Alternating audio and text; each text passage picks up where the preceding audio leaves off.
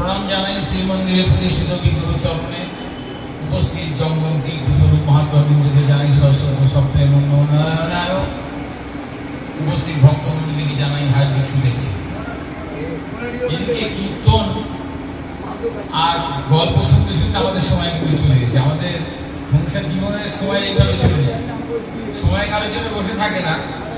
আমি যখন বসে এখানে তখন আমার উপরে আদেশ হলো যে 12:30টায় শেষ করতে হবে, এবং সেই সংবাদটি বহন করে নিয়েছিলেন আমাদের রাজীব মহারাজ যে 12:30টায় শেষ করতে হবে। এদিকে গল্প আর কীর্তন শুনতে শুনতে সময় কিন্তু চলে গেছে, সব গোলমাল হয়ে গেছে। তাহলে এখন কিছু করা যেতে পারে, সময় কারোর জন্য বসে থাকে না, একটু বলতেই হবে। কারণ আমাদের কাশীকান্ত মহারাজ বলেছেন যে আমরা কিন্তু সাধুরা কিন্তু ভিক্ষা করে না, সাধু ভিক্ষাকে কি বলে? মাধুরী। আর ভিখারি যেটা করে সেটা হচ্ছে ভিক্ষা। এই দুটো শব্দের মধ্যে তফাৎ আছে।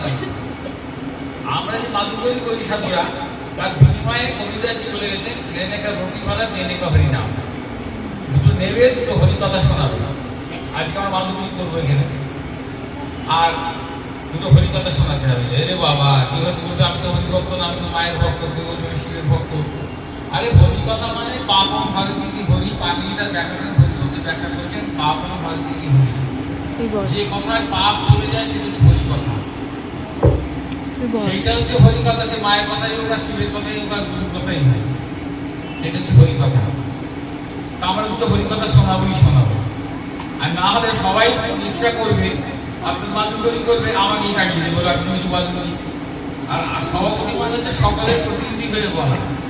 এটা তো বলেছেন সব সাধুরা তো বলতে আসছে না, সবাইকে সময় দেওয়া যাবে না, সকলের প্রতিনিধি হয়ে আমাকে বলতে হবে। আর কিন্তু বিপদ ঘটবে যে আমাকে তাড়াবে এবং আপনারা যারা বলেন নিয়ে গেলে তাদেরকে কিন্তু তাড়াবে। কিন্তু আপনারা সাবধান হয়ে যান, একটু চুপ করে বসে শুনুন, একটু বলি। দেখুন, আমরা হচ্ছে জীবাত্মা। আচ্ছা, মায়াবাচ্ছন্ন চৈতন্য সত্তা, মায়া আমাদের আবৃত করে রেখেছে, প্রকৃতিকে কিন্তু আবৃত করে রাখেনি মায়া। যেমন জল, এখানে যদি জলকে ফেলে দিই, জলটা গড়িয়ে নিচের দিকে যায়।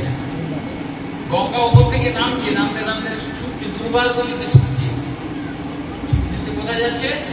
সমুদ্রে গিয়ে শান্ত হয়ে যাচ্ছে। পর্বত ঘিরে ছাড়ি বৈরায় জবে নদী সিন্ধুর উদ্দেশ্যে কার নাম সাধ্য দেশে তার গতি। মাইকেল মধুসূদন লিখছেন যে বিরাট দুর্বার গতি দিয়ে চলে যাচ্ছে, গঙ্গোত্রী থেকে গোমুখ থেকে যে গঙ্গা নামছে, দুর্বার গতি চলে যাচ্ছে, সমুদ্রে এসে শান্ত হয়ে যাচ্ছে। জল ফেলে দিলে জল তলার দিকে গড়িয়ে যায়, অর্থাৎ তার স্রষ্টার দিকে সে যায়। সমুদ্র তার স্রষ্টা। আগুন জ্বালালে আগুনের শিখাটা লট্ট করে উপরের দিকে ওঠে, নিচের দিকে যায় না, কারণ তার স্রষ্টা হচ্ছে সূর্য, সে সূর্যের দিকে যায়। আর আমাদের স্রষ্টাকে, আমাদের স্রষ্টা হচ্ছে সচ্চিদানন্দ ভগবান, আনন্দ স্বরূপ ভগবান।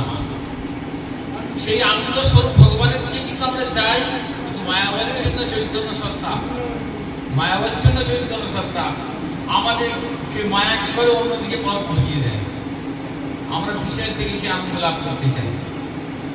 আমরা ছোটবেলায় পড়াশোনা করলাম, হয়ে বাবা মাধ্যমিক পরীক্ষা দিয়ে কি চিন্তা পাশ করে গেলাম, কি আনন্দ। আবার উচ্চ মাধ্যমিক পরীক্ষা, আবার চিন্তা, আবার পাশ করে গেলাম, কি আনন্দ। যা পাশ করে গেলাম, চাকরি হচ্ছে না, কি আনন্দ। আবার চাকরি পেয়ে গেলাম, কি আনন্দ। আনন্দ বিচ্ছিন্ন বলে বিচ্ছিন্ন আনন্দ, ঈশ্বরকে লাভ করতে বিচ্ছিন্ন। সেই জন্যে এই আশ্রম প্রতিষ্ঠা করা। আমাদের স্বামী বিবেকানন্দ সরস্বতী মহারাজের সঙ্গে পরিচয় হয়েছিল, কালকে কিছু আলাপ হলো যে 58 বছর আগে তার পরিচয় হয়েছিল। এবং অনেক কথা তিনি ছিলেন ভক্তি মার্গের, আর আমি ছিলাম জ্ঞান মার্গ।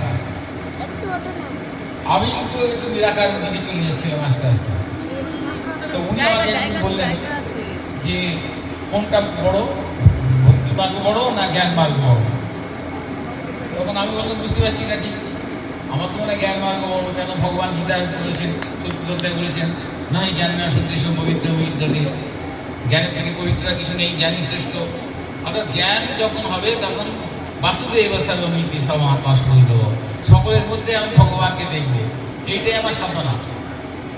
তো উনি কিছু বললেন, তুমি আরো পড়াশোনা করো, সাধনা করো, জানতে পারে।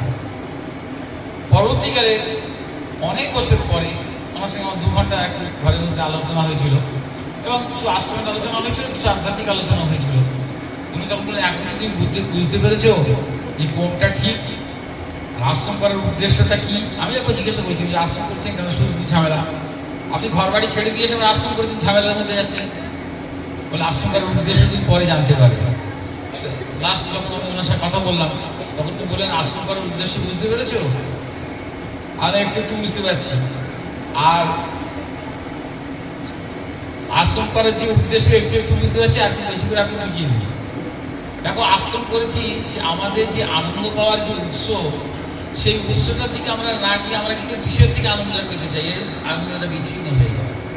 তাই আমরা এখানে আসি, আমরা গুরুস্থানে যাই, গুরুস্থানে গিয়ে আমরা সেই আনন্দের বিচ্ছিন্ন আনন্দের অনুসন্ধান করি। মা পার্বতী একবার ভগবান শঙ্করকে জিজ্ঞাসা করছেন, সব থেকে বড় তীর্থ কি?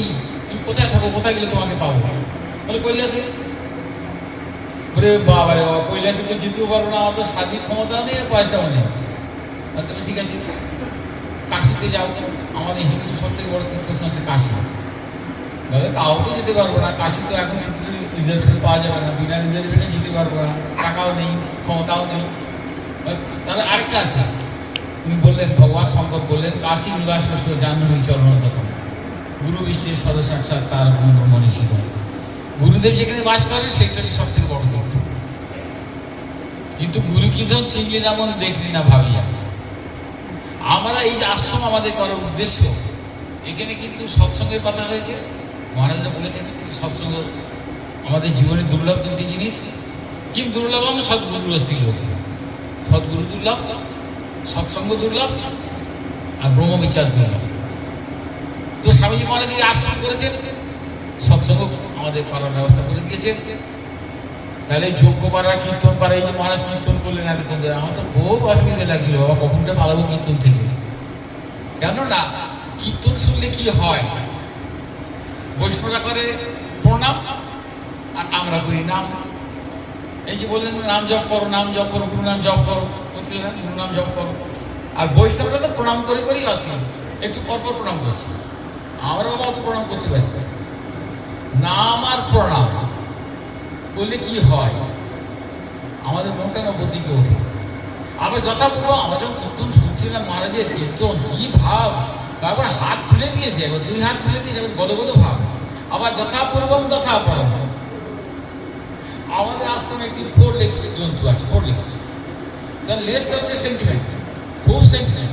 লেজটাকে ধরে টেনে রেখে দিলে সে আমাকেও কামড়াতে আসবে, সে আমাকে খুব ভালোবাসে, আমাদের পোষা। কিন্তু যত পোষাই হোক না কেন, লেজটা হচ্ছে সেন্টিমেন্ট। আরে বাবা, তো ওই লেজটা দিয়েছে লজ্জা নিবারণ করার জন্য। লেজটা টেনে ধরে রেখে দিলে না, একটু পরে কামড়াতে আসবে, থেকে ঠাকুর করে কামড়াতে আসবে। কেন আমার সেন্টিমেন্টকে তুমি? তাই আমার গুরুদেব যদি আমাকে ভগবানের দিকে নিয়ে যেতে চায়, ওরে বাবা আজ যাবো না, দুটি ভাই পড়াশোনা কিছুতেই করবেন, অঙ্ক শিখবেন। তো এক মাস্টারমশাই এসছে, এসে বলছে যে আমি ভর্তি করে তোর অঙ্ক শেখাবো, চল। মাস্টারমশাই এসে দুই ভাইকে বলছে চল আমার বাগানে বেরিয়ে আসি, চল বাগান থেকে আসি। গিয়ে মাস্টারমশাই বলছে এই কটা পাখি বসে আছে রে? চারটে। বড় ভাইকে বড় টাইপ আছে, বলছে চারটে পাখি বসে আছে।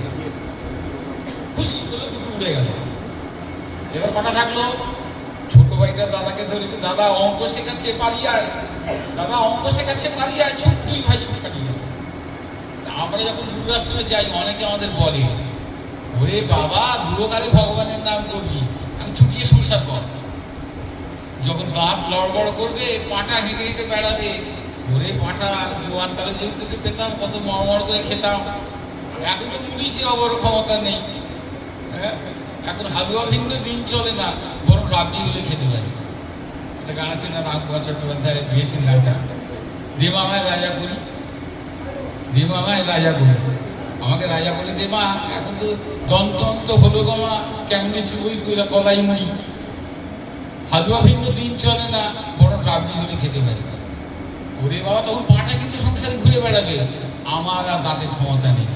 তো আমাদের যেটা করার সেটা কাল করে সো আজ করে, आज करे सो अब नजर सिर पर मौत आ जाएगा। आज करे सो काल करे सो परसों। इतना जल्दी क्यों करे जब जीना है वर्षों? मूर्खेर কথা। আমাকে অনেক দিন বাঁচতে হবে। আজ করবো সেটা কাল করবো, কাল না পরশু করবো। আরে বাবা, কখন আমার কাছে মৃত্যু এসে যাবে আমি জানি না। करे काल करे सो आज करे सो अब না যে শীত বার মত আ যায় কব ঠিক আছে সব খাও কিন্তু মনটা আমাকে দাও। সেই জন্য গোপাল হাত পেতে বসে আছে, হাত পেতে বসে আছে, হাত জীবনে নেওয়া হবে না।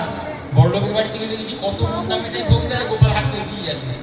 আর মানুষের বাড়ি থেকে দেখেছি তাও হাত পেতেই বসে আছে।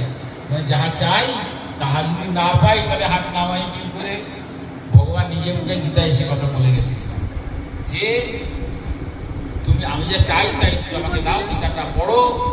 আর যজ্ঞটা করলে কি হয়, আমরা অনেকবার আলোচনা করেছি, আজকে সময় চলেই গেছে, সময় নেই।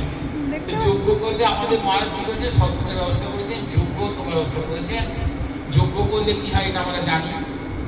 তারপরে হবে আমাদের ভোজন যজ্ঞ, এটা কিন্তু তার আসল যজ্ঞ হচ্ছে লোক যে আগুন দেওয়া হয়েছে। আসল ঘি নেই বলে এখন যজ্ঞটাকে একটুখানি সীমিত করা হয়েছে। এক জায়গায় গেছে আমাকে বলছে একটু ভালো ঘি, আমি বলে ভালো ঘি জোগাড় করতে হবে, যজ্ঞ করবো। বলছে ভেজাল ঘি দিয়ে করুন না, তাহলে সব ভেজাল হয়ে যাবে, সব ভেজাল হয়ে যাবে, সব ভেজাল, সব ভেজাল। আসল ভগবানই একমাত্র সত্য, তিনি একমাত্র নিত্য সত্য। তো সেই জন্যে নহি জ্ঞানে না সদৃশ্য পবিত্র মেয়ে বিদ্যাতে, জ্ঞানের সমান পবিত্র আর নেই। মহারাজ বললেন দেখো ভগবান তো গীতায় এই কথা বলেছেন, এটা বলছে চতুর্থ অধ্যায়। আর নবম অধ্যায় গিয়ে বলছেন গন্তে ও প্রতি জানি নমে ভক্ত আপনার শ্রুতি, আমার ভক্তের কখনো নাশ হয় না। বলেন জ্ঞানীর নাশ হয় না, উনি বলছেন ভক্তের নাশ হয় না। ভক্তকে এটা জানতে গেলে আমাদের আচার্যের ভাষ্য করতে হবে। আচার্যের আত্মসন্ধানী হচ্ছে ভক্তি, আত্মসন্ধানী ভক্তি। অর্থাৎ আমাকে যদি আমি জানতে পারি বাসুদেব সর্বমিতি সমাত্মা সুরলভ। আজকে এই বৈদ্যবতী শেষ করতে হবে, কেননা সময় তো কারোর জন্য বসে থাকে না। ভগবানের কথা এক বেটা জানতে পেরেছিল সে মরবে, 7 দিন পরে মরবে। আর গুরুদেব বেটা 7 দিন ধরে বসে বসে বলে যাচ্ছে ভগবান। পরীক্ষিত জানতে পারলো 7 দিন পরে তাকে সাপে কামড়াবে, মরবে। আর গুরুদেব বেটা 7 দিন ধরে না খেয়ে না ঘুমিয়ে, শিষ্যের জন্য গুরুদেবের কত ত্যাগ, কত চিন্তা। তিনি চিন্তা করেন, কেননা তিনি বাবা মা বন্ধু সখা। বলো গুরুদেব ভগবান কি জয়। বাবা জয় দেবো কি করে, খিদেতে পেট তো চুচু করবে কি, আর বোকা পেট ভজন না হয় গোপালা, কারো জয় দেওয়াই চায় না। আরে জয় দিলে তো নিজেই জয় হয়, আমার ইন্দ্রবৃত্তির উপরে জয় হয়। মায়া আছে আমাকে আবরণিত করে রেখেছে, মায়ার আবরণ খুলে যায়।